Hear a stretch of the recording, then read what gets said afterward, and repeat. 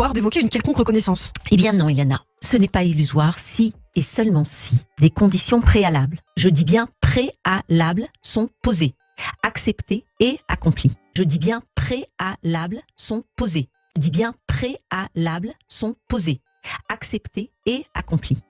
La première de ces conditions est fondamentale, la reconnaissance de l'État d'Israël et de sa légitimité à exister, non seulement par le futur État palestinien, mais aussi par tous les pays arabes de la région.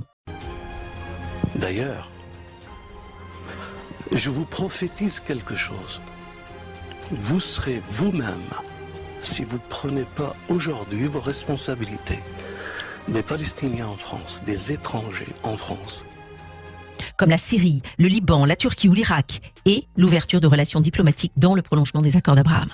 Cette reconnaissance doit s'accompagner de l'élimination de la République islamique d'Iran, dont les aspirations restent génocidaires. Un État palestinien, porte d'Israël, ne saurait devenir un proxy de plus du régime des mollahs. Les autres conditions sont aussi primordiales. La libération de tous les otages et la restitution de toutes les dépouilles.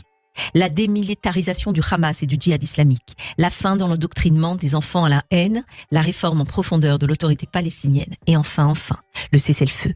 Rappelons-nous que les concessions accordées par Israël pour aboutir à la paix, que ce soit les accords d'Oslo en 1993 qui ont conduit à une vague d'attentats, le retrait du Sud-Liban en 2000 qui a entraîné le renforcement du Hezbollah ou le retrait de Gaza en 2005 qui a débouché à la prise de pouvoir du Hamas et à une pluie de roquettes quotidiennes sur Israël, se sont toujours soldés par un renforcement de la violence. Rappelons-nous aussi que l'autorité palestinienne a rejeté par 3 fois les propositions qui auraient formalisé un État palestinien.